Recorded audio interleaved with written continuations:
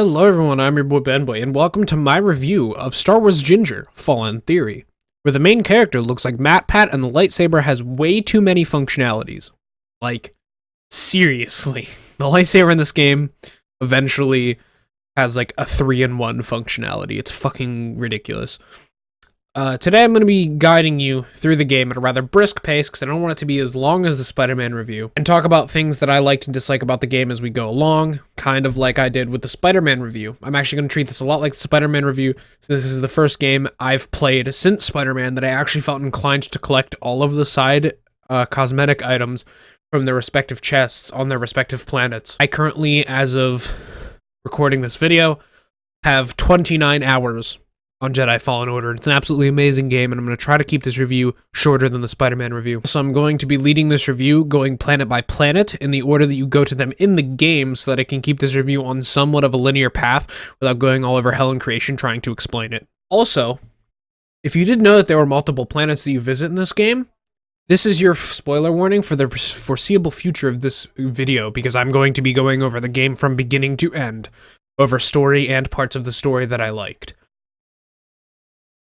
So this game starts off at a planet called Braca. It's a planet that the Galactic Empire is using to disassemble Star Destroyers from the Clone Wars like they're an old Barbie doll that your sister now hates because it's prettier than her. After a bumpin' song, courtesy of non-English speaking alien band, you meet the protagonist of the game, Cal Kestis.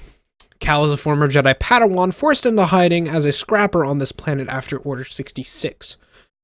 After Cal and his alien friend, who I can't remember the name of because he's only important for the first 20 minutes of the game and almost dies falling off of a Star Destroyer wing, he finds out Cal is a Jedi because he used the Force to save him from falling to his death. So they hop a train to get the fuck out of Dodge. During the ride, you slip into this really cool dream sequence where you lose your friend and you have like a Force vision, and it's really trippy.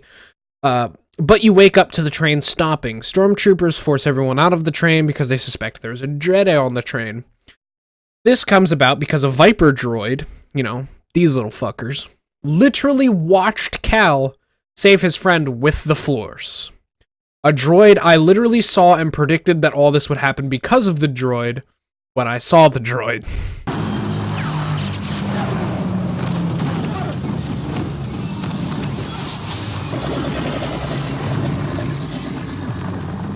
Is my friend dead? No, he's there. You okay? Cal! I can't climb up! Prof, just hang on! Prof's gonna die. Classic trope. Bye, bud. Oh. Wait, right bumper.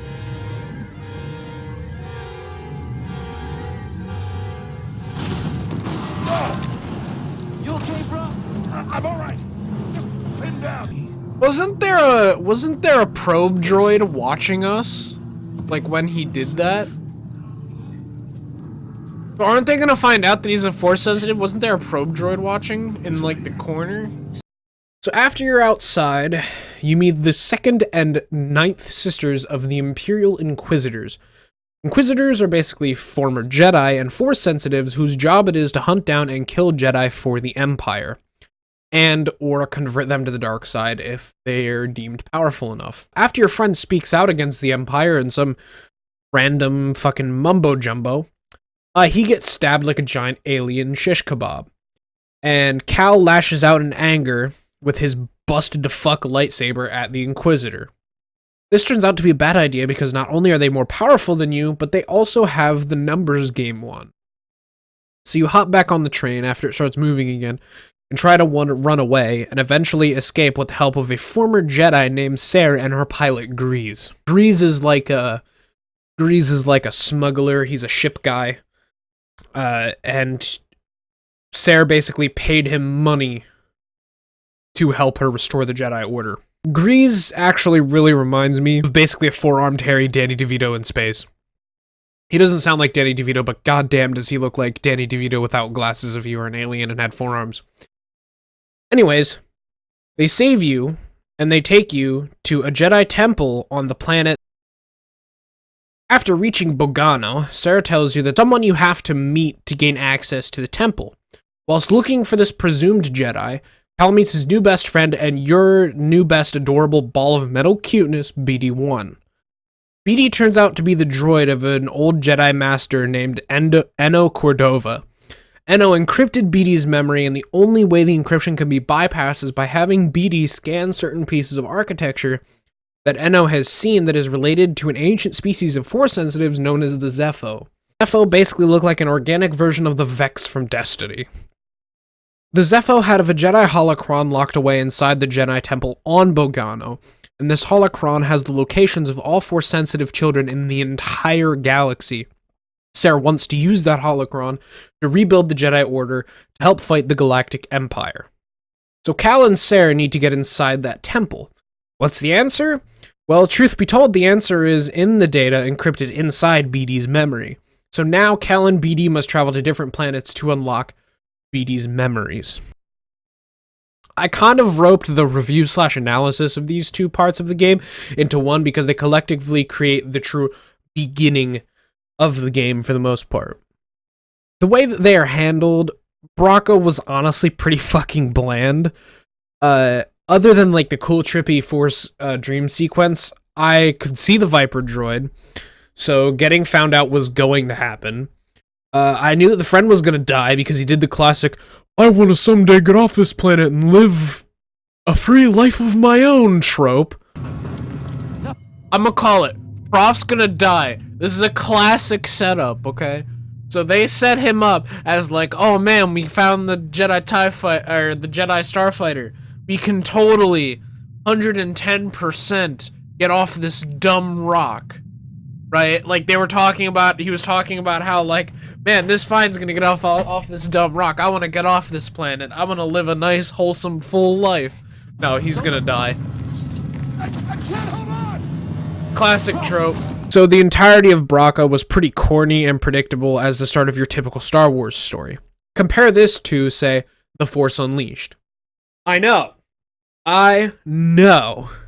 People are going to be like, Ben, The Force Unleashed and Fallen Order are nothing alike. How dare you compare them?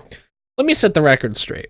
I'm not saying that they're similar at all with the gameplay whatsoever. However, in terms of how Star Wars stories go, they both start with a protagonist that is Force sensitive and knows not of what they're truly capable.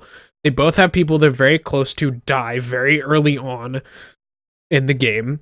And they both end up with masters very early on that are complete strangers and they have to trust in order to survive.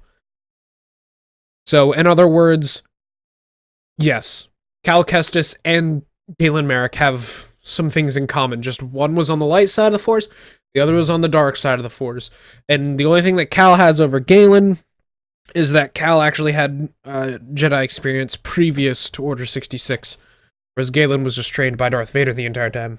Back to my point, in The Force Unleashed, first of all, you start the game as literally the second most powerful Force user in the galaxy, Darth Vader, slaying Wookiees on Kashyyyk. Not only is this pretty badass, but once you are given the reins of the main character, you're that badass's apprentice, killing motherfuckers he wants dead for him like the evilest assassin who ever lived.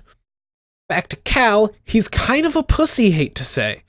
I understand that he's not all-powerful like Galen and that he can't fight the entirety of the Empire by himself. But he's just hiding on some junk planet like fucking Kazdan Paratus' crazy frog head ass. At least when he meets Saren Grease, he grows a spine and just doesn't sit idly by as the Empire fucks the galaxy. Now on to Enno.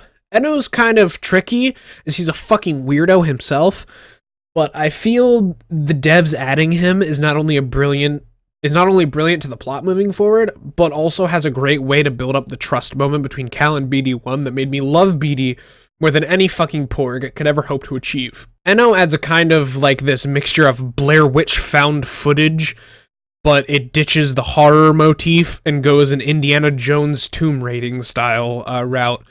It's a pretty solid way to make sure that characters know where they're going next. And speaking of where to go next, the game actually gives you a choice from here. Obogano, you discover that the Zepho homeworld is nearby, and it's called Zepho. Not only that, Enno mentions a powerful artifact that is inside the Night Sister temple on Dathomir.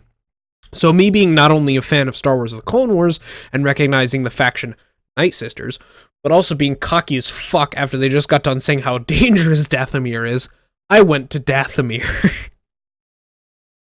Basically, on Dathomir, I got to a point where I couldn't progress due to not possessing a double jump ability yet. And after getting my ass handed to me multiple times by Knight Brothers, I headed back to my ship and went to Zepho. There I discovered a temple, and inside that temple was wood carved from a Kashyyyk tree. Inside this temple was like a tomb for a Zepho leader, basically. Here on Kashyyyk, the Empire is trying to take over the planet, and they've stumbled upon a rebel cell of Wookiees. After stealing an AT-AT Walker, you find out that the cell of Wookiees is being led by Saw Gerrera. Now, I actually had just, before purchasing this game, finished watching the show Star Wars Rebels from the first episode to the last episode, all the way through. It took me about like a month, but I finished the entire series, and I don't know why people give that series so much fucking hate. That series was not terrible. I mean, the first season wasn't great, but it's not his hair. It's not, fuck, what's his name? What's the main character's name of Rebels? Ezra. Ezra Bridger. The show being good isn't dependent on Ezra's hair, but basically once Ezra cuts his hair, Dave Filoni decided it's time for the show to get super serious, and he was done with all this like beginning of the story bullshit. So you fight with Saw and the Wookiees and drive the Empire from their refinery, and in return for your help, Saw tells you that the Empire shifted mining efforts on Zepho to a different location, because the Emperor is also trying to find these temples of the Zepho. Also, for some reason that I apologize, I can't remember, we have to meet the Wookiee General Tarful, who tells us to go to the Great Tree on Kashyyyk, and there we fight and defeat the Ninth Sister Inquisitor. Alright, I only have two big complaints about Kashyyyk, and that is A, it honestly wasn't that memorable at fucking all, and B, the Ninth Sister boss fight is literally the hardest boss fight in the entire game. Seriously, not even the second sister. The Inquisitor that is skilled right under the Grand Inquisitor is as hard as the Ninth Sister. I don't know what it is that makes the Ninth Sister so hard. I think it's because a lot of her moves are just very not easy to counter and dodge, but I had a hard time with her. I spent like an hour and a half to 2 hours trying to beat her, dying over and over again. I got genuinely pissed. Although Kashyyyk isn't terrible, I felt like your purpose in being there wasn't very big. I don't know, maybe I'm remembering it wrong, but the fact that I only completed the game the day before writing this script, I completed the game, meaning got all the collectibles and everything, the day before I wrote this script, and I have already forgotten the significance of the planet. And that says something to me. That says that that planet was pretty much not important. That it was just kind of like a filler planet. I'm not saying that it was a filler planet. I'm not saying that everything you did there was for nothing, because there was a reason you were there. I just can't remember that reason. So it must not have been a really huge reason for being there. Anyway, now on to Zepho for the second time. I find a second temple that unlocks a memory inside BD that has Eno telling us about this object that will get us the holocron in the temple on Bogano. The only issue is that the object that unlocks the Bogano temple is in the temple on Dathomir. So this object that will unlock the temple on Bogano is actually hidden within the Sith temple on Dathomir. Out of all of the planets in this game, I enjoy Zepho probably the most out of all. I feel like this planet was a great stepping stone area to give the player a reason why they're going to these other planets in the first place. Zepho is almost like the hub world of Fallen Order. That's as close to a hub world as you'll get other than your ship. But it's that hub without feeling like a hub world. And what I mean by hub world is the place that you have to go back to at the end of nearly every quest to find out where you're going next. It's a big centerpiece of the game, and it never feels like you're there too much, which is what I love about how this game was designed. Sure, you have to go to these planets and do shit, but never once did I feel like I was on a planet for way too long, and like it can feel with other interplanetary games. Destiny. Like in Destiny, playing through the first and the second game, there were times where you got to a planet and you were there for literally seemingly a few minutes. Like, I know that it was like in real time a few hours of gameplay there, but it only felt like a few minutes. Like, it felt like in the game story of the game, you were just there to grab something quick and leave. Meanwhile, you'd be on other planets for like fucking weeks and months and days collecting and doing shit. And you're like, hey, you know that planet that I was at for like 2 minutes? I kind of want to go back to that one, but the story never leads you back there. Back on Dathomir, after you just learned double jump before struggling to defeat the Ninth Sister and get ambushed by a Night Brother and get sent to the Night Brother village, where you murder the entire village before scavenging some new climbing claws from a corpse so that you can climb the next obstacle that's in the way to the temple. After murdering a giant bird that suspiciously reminds you of Naruto, you go to the temple and finally go inside. Except you meditate and get your healing items back, and you enter another trippy Force Vision dream sequence like the one on the train at the beginning, except it's your master from the Clone Wars and you have to kill him. Whilst in your vision, Cal has some severe daddy-issued PTSD and crushes his own Kyber crystal in his hand in his lightsaber, breaking his lightsaber. So he has to go to the planet Ilum to get a new crystal. On his way out, he meets Malicos, who is an old Jedi who turned to the dark side. Malicos offers Cal to be his right-hand man and to take over the planet of Dathomir. But Cal's a good guy. Cal refuses and decides to stay with the light. I would do my analysis segment of Dathomir now, but we're not done with Dathomir yet. So on Ilum, Cal gets his new Kyber crystal and installs it into his lightsaber, but not before having a beautifully intense moment with BD, where you find out that the droid itself had the free will to choose to have its memory wiped and data encrypted because the goodest droid boy believed in Cal and believed that he would be the one to save the Jedi Order. Now, not specifically Cal, but basically the droid asked to have his memories wiped so that the droid could have the purest decision in choosing who would be the next person to restore the Jedi Order, and the droid chose Cal. And there's like a really nice, I guess, exchange there between man and droid that actually really connects you to this fucking hunk of bolts. And I'm so glad that Star Wars did not take the infinite warfare route and decided to kill off fucking BD-1. Spoiler alert, BD-1 never dies, thank fuck. And with his lightsaber restored, Cal returns to Dathomir. Also, on more of a gameplay note, before this point, you could only have you can only have blue and green Kyber crystals for colors for your lightsaber, but once you get to this point in the game, it unlocks the rest of the colors that are available in the game. Which, just really quickly to list, blue, green, purple, yellow, pink, and indigo, which is like a darker purple. Oh, and also cyan. And cyan is basically kind of like the color of Anakin's lightsaber that Luke gets in A New Hope. Yes, it's Anakin's lightsaber. Obi-Wan turned Anakin into a quadriplegic and then stole it from him. It is rightfully Anakin's lightsaber. So honestly, Ilum was cool, but other than that moment with BD, pretty much completely useless. He could have just had that moment with BD right after his PTSD daddy issues moment without having to break his Kyber crystal and go on this goose chase for another crystal. It felt kind of similar to the bulk of Kashyyyk, where it just felt like it was a filler planet. It's cool that his journey allowed us to get colors other than blue and green, but I always wanted red the entire time anyway, so it's kind of irrelevant to me. Also considering I wanted orange too, but it was pre-order exclusive. Fucking bastards. I really want a mod that gives me a red lightsaber. I will replay through that entire game again. I probably won't collect all the collectibles. I will replay through that entire game again just to get a red Kyber crystal. 100%.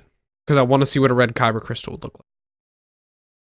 Anyway, after your lightsaber is restored, you return to Dathomir and encounter Malicos, where he tries to convert you again, but you say fuck that, and instead convert the last surviving Night Sister to join your side, and you both defeat him and seal him away underground, where he can basically think himself to death. You get the object you need from the Dathomir Temple, and the Night Sister survivor actually wants to leave Dathomir to get revenge for her sisters' deaths against their true killer, who wasn't the Jedi like she originally thought, but was actually the Sith via General Grievous. Now, General Grievous is not brought up during the game, so I don't think so. And if he is, he's not named, he's only referenced to. But basically, Cal's like, look, the Jedi did not kill your sisters. It was definitely not the Jedi. It was the Sith. And she's like, really? Who are these Sith? And he explains like, oh, you know, the Jedi and the Sith fight each other. That they're evil. And she's like, oh, okay, I understand now. I can say with pretty fair certainty that Dathomir would be my favorite planet in the game if Zepho wasn't handled as well as it was. Zepho is definitely, I think, the biggest planet in terms of the most areas you can visit, the most diversity in those areas. Zepho wasn't as expansive or handled as well as it was. Dathomir would definitely be my favorite. I feel like a lot of that judgment is based on Star Wars The Clone Wars nostalgia, about like the Night Sisters and Dathomir and Darth Maul. But then again, the planet of Dathomir in this game looks fucking nothing like it did in the Clone Wars or Star Wars Rebels. So it's not like it's very nostalgic anyways, but I just enjoy the character of the last living Night Sisters. She's definitely the waifu of the game. She's definitely pretty hot for Night Sister, and I feel like she could even be a really fucking cool love interest for Cal in the future if there's going to be sequels to this game. Because, imagine a relationship in the Star Wars universe where a Jedi and a Night Sister fuck. Imagine the powers that child would have. We need this to be a thing. Can we please have Star Wars Jedi Fallen Order's sequel result in the Night Sister and Cal fucking and that child basically being a like new retelling evolved version of Galen Merrick? That would be so fucking cool. I'm a huge Force Unleashed fanboy, and I would have loved if Galen got into the Star Wars universe. Filoni, you're a fucking genius, but you have failed me. You managed to somehow, in a very snaky and sly, amazing way, fit Captain Rex into the movies and into the Battle of Endor. You managed to do that, and I'm impressed. But I wish he would have brought Galen back. Galen would not have been the same, but there were rumors that he was gonna add Galen into Star Wars Rebels as an Inquisitor. So far in the review, I've been going planet by planet, and the system worked so far, but the end of the game is kind of like the beginning, in that it takes place on a playable planet, and then just goes into a place you aren't allowed to visit again, just like Braca. So when Braca, the very beginning of the game happens, once you move to Bogano, you cannot return to Braca. Same thing with the Inquisitor's castle or whatever, where the end of the game takes place. You can go there, but once you're there, you cannot return after it's done. So you go back to Bogano with the Dathomir object and open the temple and get the holocron in the Bogano temple, only for the second sister Inquisitor to return and steal it from you, so you chase her down to the Inquisitor's home and fight your way to the holocron, where she is waiting and ambushes you again, and you steal it back. Now it's time to blend my, like, you know how so far I've been going, like, here's the story part of it, here's the analysis part of it. Kind of gonna blend this all together here for the very end. Because this is literally the best part of the entire fucking game. I know that I've kind of been playing up this game as really good so far, but trust me, it is worth playing through the entire game just to see the ending. Because it is literally the best part of the entire fucking game. You actually see a door slide open behind the second sister, who you found out earlier in the game on Zepho was actually Sarah's old Padawan who got turned to the dark side as an Inquisitor. And when this door slides open, you hear the breathing. I've carried so much hate for you.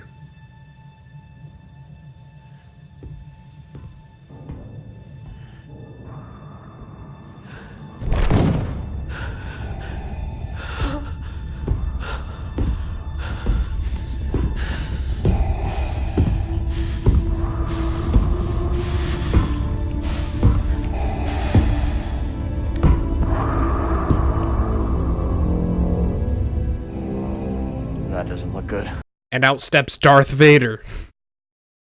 And he mentions how the Inquisitor failed to give him the holocron, and he, like, does his weird, like, force glide thing, I think, over to her, and just stabs her right in the back, just fucking kills her.